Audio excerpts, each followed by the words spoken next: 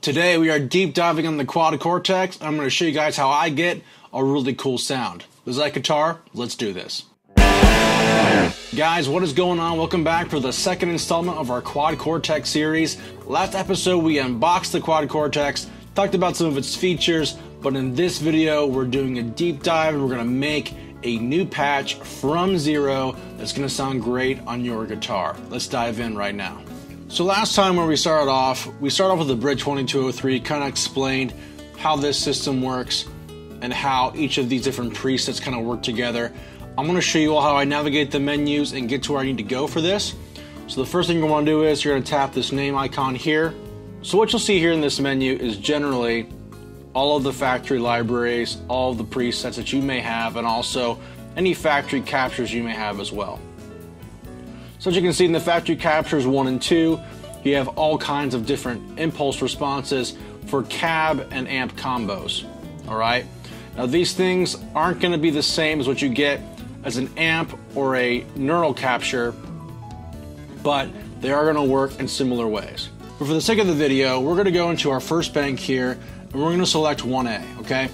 That's going to be our 1A unsaved bank. Now right here, we can change the name of it. Now that we're in 1A unsaved, we're going to go to our save icon and we're just going to name it, all right? YouTube test. But now you can see we have just a straight up line in to multi-out. Now, under the multi-outs, as per last time, you can send a multiple output by default to everywhere, all right? All the USB ports, all of the 1/4 inch outs, and all of the combination XLR 1/4 inch balanced outs, right? Now for us and what we're gonna do here, we're not doing anything really super complicated, so we're gonna stick with multiple outs for now. But if you're going to make multiple pathways to different outputs, one out being a wet signal, the other out being another wet signal, or maybe the third output being a dry signal for a wet-dry-wet mix, it's gonna change the way you route things on the board. But for the extent of our examples here, we're going input 1 into the multi-out section. And if you remember, anything we do on rows 1 and 2 are going to be on separate DSP chips than rows 3 and 4. So the neural DSP, thankfully, is powerful enough to handle most that I need to do on the first 2 rows. I don't need to go to the second DSP. But if I were making a bigger patch with all kinds of different changes, of course I'm going to want to utilize all the DSP, and so I'm going to add those things on separate rows. So while I like to make patches, I always like to have the CPU monitor on. CPU monitor is going to let me know how much of the bandwidth of the CPU I'm using at any given point in time, and of course as I spread these things out and go back in and drag and drop, it's going to make things more or less taxing on the CPU, okay? Now, starting off, let's look at input 1. Every input intrinsically to the Quad Cortex as of the new patch allows me to add a gate, right? So I'm going to actually turn on this gate, and I'm going to set the gain reduction with a threshold around, well, you can't really set the threshold, can you? I'm going to say 60%. Now that might be a bit aggressive, we can change that later down the road, but for now, you'll notice that the input now has a yellow bar on it, which tells me that it's suppressing noise all the way. The less you have on your noise gate, the less that bar is going to come down as you add signal into the workflow, okay? But right now our guitar is unplugged, so right now it's going to be a full-on yellow bar. So when we're selecting what options we want, we're going to hit the plus sign here, and it's going to show all of our options on these side screens here. Now for the sake of argument, I kind of already know what I want to go for here, but I'm going to go for a more like generic, everyday guitar tone. Can I play it for my church gigs? Can I play it for my country gigs? Can I play it for my rock gigs? Things like that. So I'm going to move and find our first pedal in the chain, and I'm going to pick an Overdrive, all right? And then of course, like the drop down for guitar, we're going to select some kind of boost. Let's try to find a boost. Now I'm going to pick the Exotic Z boost because I like the sound of this boost here. It takes the look of an RC booster, so that's kind of why I chose it. Now you'll notice now, once again, that as the plug or the neural block takes up space on the CPU, the bar tends to fill with the amount that is taxing the CPU. Good to know. So what I like about this exotic boost is I get that RC booster type sound. Now if you want to know exactly what all of these patches, all of these neural captures, all of these cab sims are modeled after, you can go into the Quad Cortex handbook and look it up. So if we enter into our exotic Z boost, once again we find that it's automatically assigned my stomp. Okay, I don't want to assign a stomp to this right now. I want to assign when I'm finished, but I can look at this here and say, you know what, like I like maybe a little less, you know, a little more gain. Okay, this is just gonna be an always on style dealio. And then I want my volume a little bit lower, and then I want my treble to be a little higher. Then my bass, I don't like a lot of bass on mine, so we're gonna take some out.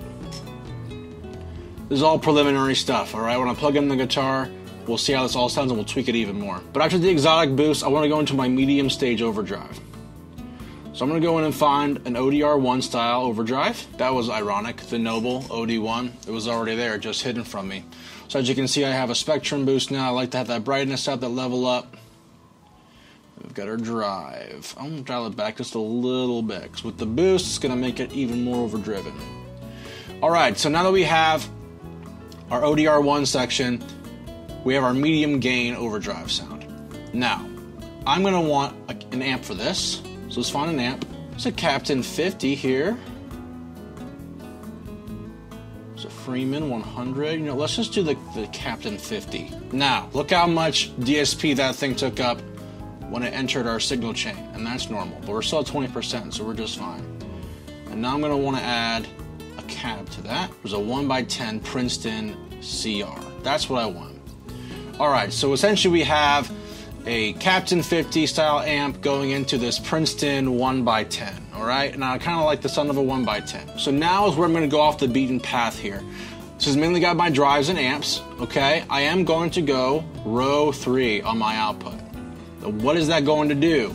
It's going to change row 3 to this output here, so I can split the DSP between both modules of the chips. We go into this now. Now this side can be my delay and my verb. Is there anything else I want on that? No, but notice on this side of the chip, it's taking up a lot of DSP. These things are very DSP heavy. Let's plug in a guitar and we'll see what sounds we get from this sucker. Before we do that, we're gonna make sure we assign this to multiple output. Now we've got it. There we go. All right.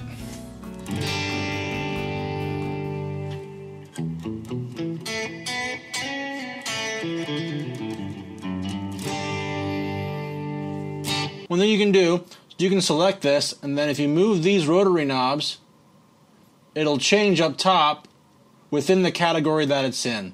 So you don't actually have to go in and change like I did every time. You can also cycle through different sounds you'd like within the category. Like here's a CK2.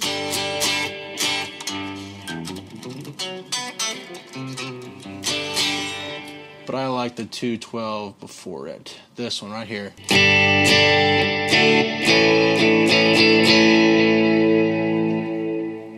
Great, that sounds pretty good to me. And that'll be with that boost on. So if we want to add a little more gain to it.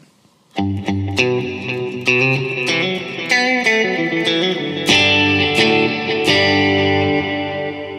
don't need that much gain though. Let's just stick with that. And then when I add in my overdrive here. Woo! That's what I'm talking about. And that's a good start for this test.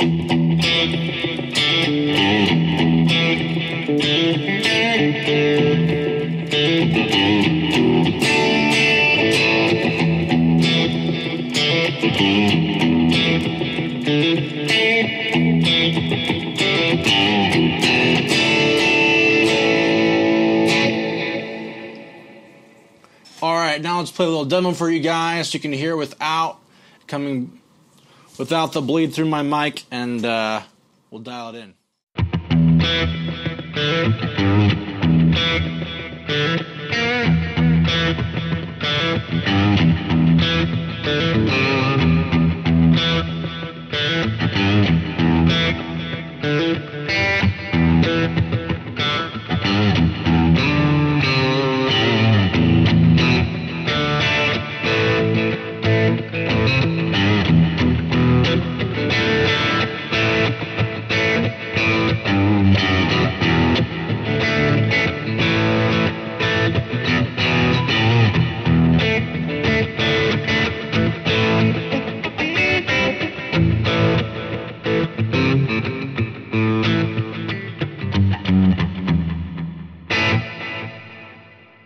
So that was about 15 minutes of tweaking. Doesn't sound terrible, you know? I think with a few more hours of just really dialing in different sounds, trying different combinations, you can make this sound even better. It's got great potential and I like it so far. Guys, thank you so much for watching this video on how I got a really cool patch for the Quad Cortex. If you like the video, please consider subscribing. I make videos all the time. Guys, next video we make is going to be all about the review of the Quad Cortex. Is it worth the money? Should you keep it? Should you let it go? All your answers will be revealed there. You're going to get my unabridged thoughts on it. I've put a lot of time into this Quad Cortex. I'm excited to see who shows up to watch it. But if you haven't seen it already, check out part 1 of this video. And of course, you can check out part 2 right here when it's all set up and ready to go.